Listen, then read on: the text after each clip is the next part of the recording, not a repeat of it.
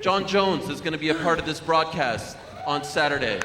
What was your reaction? Do you think he's coming for business or do you think he's coming for pleasure? I think it's coming for both. Jon Jones should be learning some trick by now to understand how business works, you know.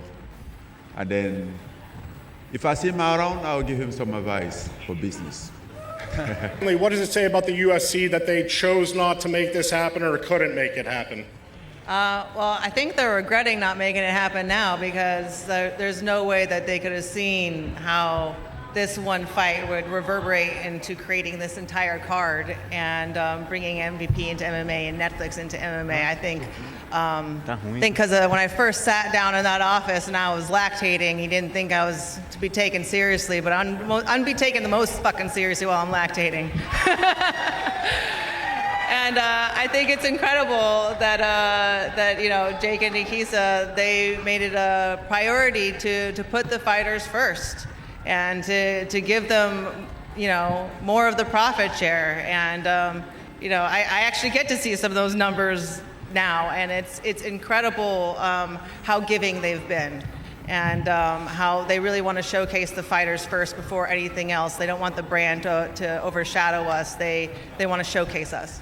I asked you on Monday how you felt about some critics out there who are hearing you talk about fighter pay, hearing you talk about the sport, about the UFC, fighters like Khamzat Chimaev, who was on camera criticizing, saying that you're essentially biting the hand that fed you back in the day, that you're coming across as ungrateful for everything that they did for you. What is your response to those people? Well, I would want to make something abundantly clear, and that's that I owe Dana and the Fertittas immensely, and I would be caught dead before you ever heard me say a bad thing about any of them. But my loyalty is to them and not the company they sold.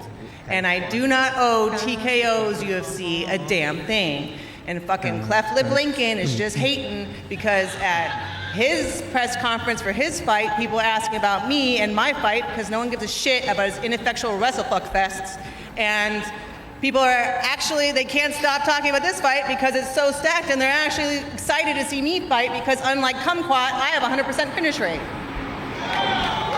Ronda, I want to ask you about your relationship with the fans. There was a time when a lot of people were saying, hey, I got into the sport because of Ronda Rousey. And then it felt like for a minute you didn't like MMA, and it felt kind of weird, right? Fans were like, you know, I miss Ronda. I wanted to see her come back. What would be your message to all of them who said, you know, Ronda, we never hated you. We always wanted to see you come back. We wish we had gotten to see you come back sooner. What is your message to all of them who've been that vocal over the years?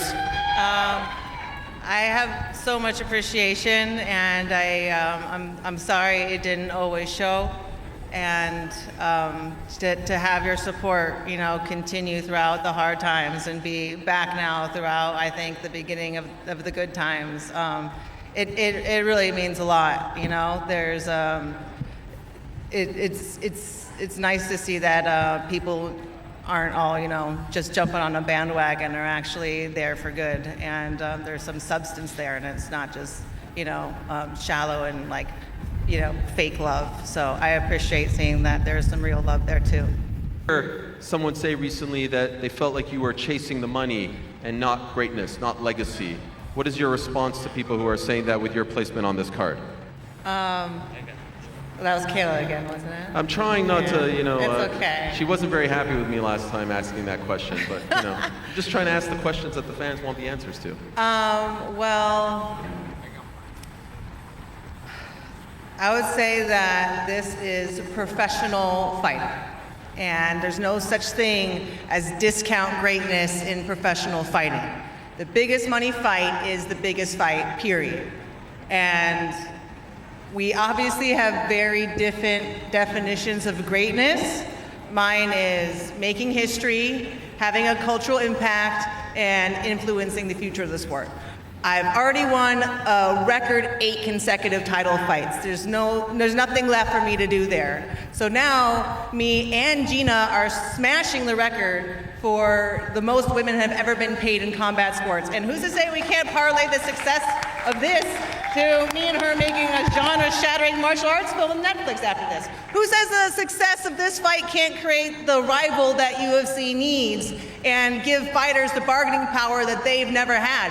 Hell, if we knock this out of the park, I could become the face of MMA, the face of MVP in MMA and the most powerful figure in the sport since Dana. I'm not chasing greatness. Motherfucker, I am greatness. These bitches are chasing me. I'm a part of the 99% who feels like you are going to win on Saturday. But we know who the fight that everybody wants to see, and that's you and Jon Jones. How do you feel that that fight will cement your legacy, even though you are one of the greatest, if not the greatest, heavyweight champion for mixed martial arts of all time? You know, it sucks that that fight never happened. I always wanted it. But at the same time, we have to move forward. I think if the condition was right and that we could fight each other, he would be the most exciting fight in my career. I think that's the only thing that will be holding me around for a long time, hoping maybe after my 50s, still hoping that that fight could have happened someday. But, you know, I never had any decision over it. I never had an opportunity. I never turned that fight down, never. So I have no regret, even though I had liked to do the fight. Quickly, you've talked a lot about the impact of this card and your decision to come back.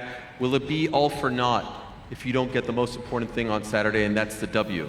Or do you feel like so much has happened here? Look at all this that you've created just by saying you wanted to come back. Is there some solace in that as well, or do you have to win on Saturday to make all of this worth it? I think for the first time in my career, it's not that way. I think if anyone could steal my happiness and walk around with it, I'd be happy. It'd be Gina. I'd be happy I could finally get back to her, because everything I have in my life is because she inspired me while sitting on the couch one day to say, you know, I'm not going to go to another Olympics. I'm going to go do MMA instead. And I've never been able to give back to her. And so if that's the way it has to be, like she gets the greatest comeback story of all time, you know, I'm grateful that I could be part of it and help make it happen, and that it wasn't even just about us. It's become about all of us. And, you know, I'm proud of this, of all of us being here. And I'd love for it to work out great for me. I have a barbecue planned the next day. I really don't want to be moping around the barbecue. But however it goes, you know, I'm proud of us and what we've done.